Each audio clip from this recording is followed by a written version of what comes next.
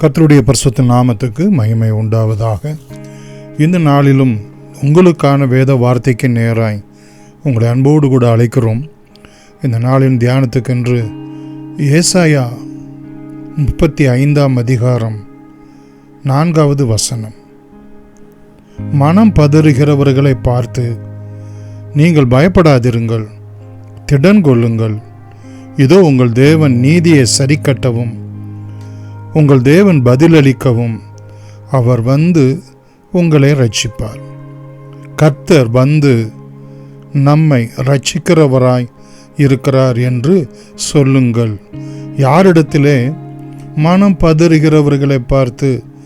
ஆனால் ஆங்கில வேதாகமத்திலே பார்ப்போம் என்று சொன்னால் கர்த்தருக்கு பயப்படுகிறவர்களை பார்த்து என்று சொல்லப்பட்டிருக்கிறது.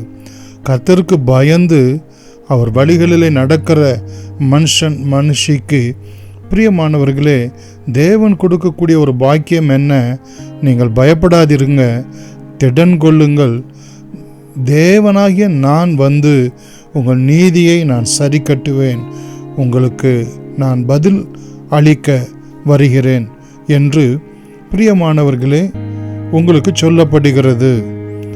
மாத்திரமல்ல, அவர் எப்படியெல்லாம் நமக்கு நீதியை சரி கட்டுகிறார், பதில் அளிக்கிறார், அல்லது நம்மை வந்து ரட்சிக்கிறார் என்பதை குறித்து நாம் பார்ப்போம் என்று சொன்னால், ஏசாயா 25 அதிகாரம் 9வது வசனத்திலே, அக்காலத்திலே இதோ இவரே நம்முடைய தேவன், இவருக்காக காத்திருந்தோம், இவர் நம்மை ரட்சிப்பார், இவரே கர்த்தர், இவருக்காக காத்திருந்தோம், இவருடைய ரட்சிப்பினால் கலிகூர்ந்து மகிழுவோம் என்று சொல்லப்படும் என்கிற இந்த வார்த்தையின்படியே நாம் சாட்சி கொடுக்கிறவர்களாய் கர்த்தர் நம்மை ரட்சிக்க அவர் வருகிறவராய் இருக்கிறார். பிரியமானவர்களே, நாம் செய்ய வேண்டியது என்ன? கர்த்தருக்கு பொறுமையோடு கூட காத்திருக்க வேண்டியதாய் இருக்கிறது. இரண்டாவதாக ஏசாயா 41 அதிகாரம் 10வது வசனத்திலே, நீ பயப்படாதே, நான் உன்னுடனே இருக்கிறேன், திகையாதே, நான் உன் தேவன், நான் உன்னை பலப்படுத்தி உனக்கு சகாயம் பண்ணுவேன், என் நீதியின் வலது கரத்தினால் உன்னை தாங்குவேன் என்று சொல்லி ஆண்டவர் சொல்லுகிறதை நாம் பார்க்கிறோம். அவர் நமக்கு சகாயம் பண்ணுகிறார், நம்மை தாங்குகிறார் என்று சொல்லி பிரியமானவர்களே, அவருடைய வேலை நமக்கு வரும்போது நிச்சயமாய் இப்படி நம்மை ஆசீர்வதித்து நம்மை காக்கின்றவராய், நம்மை பலப்படுத்துகிறவராய், நமக்கு சகாயம் பண்ணுகிறவராய் விளங்குகிறார் என்பதை நாம் அறிந்து கொள்ளலாம்.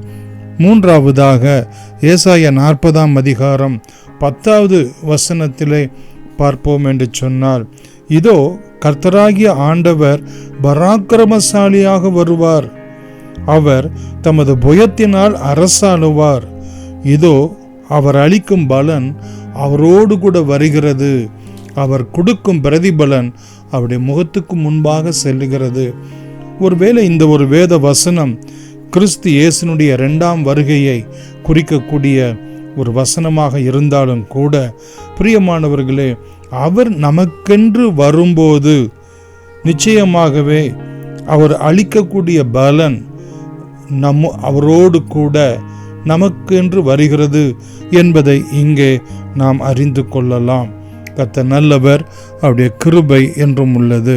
அதே அதிகாரத்தில் 1-2 வசனங்களிலே பார்க்கிறோம், என் ஜனத்தை ஆற்றுங்கள், தேற்றுங்கள், எருசலேமுடன் பட்சமாய் பேசி அதன் போர் முடிந்தது என்றும் அதன் அக்கிரமம் நிவர்த்தி ஆயிற்று என்றும் அது தன் சகல பாவங்களின் நிமித்தம் கர்த்தரின் கையில் இரட்டிப்பாய் அடைந்து தீர்ந்தது என்றும் அதற்கு கூறுங்கள் என்று உங்கள் தேவன் சொல்லுகிறார்.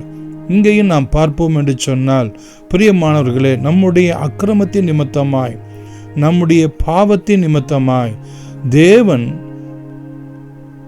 பிரியமானவர்களே நமக்கு ஒரு தண்டனையை கொடுத்திருந்தால், நமக்கு விரோதமாய் போராட்டங்களை வைத்திருந்தால், அதையும் அவர் நிவர்த்தி செய்கிறவராய், நம்மிடத்தில் பட்சமாய் அவர் திரும்புகிறவராய் இருக்கிறார் என்பதை இங்கே ஆற்றுங்கள், தேற்றுங்கள் என்று சொல்லப்படுகிறது. எருசலேமுக்கு மாத்திரமல்ல, நமக்கும், ரட்சிக்கப்பட்ட நமக்கும் குற்றங்கள், குறைகள், பலவீனங்கள் இருக்கும் என்றால் அவை எல்லாவற்றையும் கர்த்தர் தம்முடைய விலையேறப்பட்ட இரத்தத்தினால் நிவர்த்தி செய்து, பிரியமானவர்களே, நம்மை ஆறுதலினாலும் தேறுதலினாலும் நிரப்புகிறவராய் இருக்கிறார்.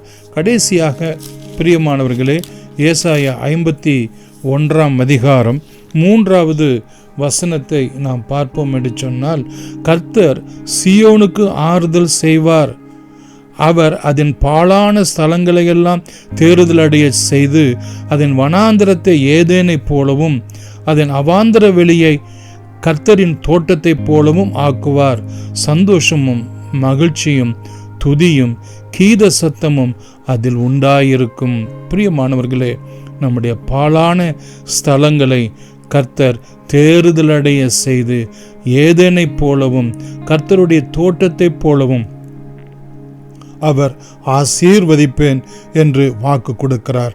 அவர் வரும்போது, அவர் நமக்கென்று குறித்த வேளையிலே வரும்போது இப்படிப்பட்ட ஆசீர்வாதங்களை நிச்சயமாய் அருள்வார் என்கிற விசுவாசத்தோடு கூட நாம் ஆண்டவருக்கு பயந்து அவருக்கு காத்திருக்கிறவர்களாய் அவருடைய சமூகத்தை நோக்கி பார்ப்போம். அன்புள்ள இயேசு சாமி, நாங்கள் கேட்ட இந்த வார்த்தையின்படியே ஆண்டவரே எங்களை ஆற்றும்படியாய், எங்களை தேற்றும்படியாய், எங்களுடைய குற்றம் குறைகளை நிவர்த்தி செய்யும்படியாய் உம்முடைய சமூகத்தில் நாங்கள் செபிக்கிறோம். எங்களுடைய வனாந்தரத்தை ஏதேனைப் போல, கர்த்தருடைய தோட்டத்தைப் போல ஆண்டவரே நீர் எங்களுக்கு மறுரூபப்படுத்தும்படியாய் நாங்கள் வேண்டுகிறோம் சுவாமி. எல்லா துதி, கனம், மகிமை உமக்கே செலுத்துகிறோம். இயேசுவின் நாமத்தில் நன்றியோடு வேண்டுகிறோம் எங்கள் ஜீவனுள்ள பிதாவே. ஆமென்.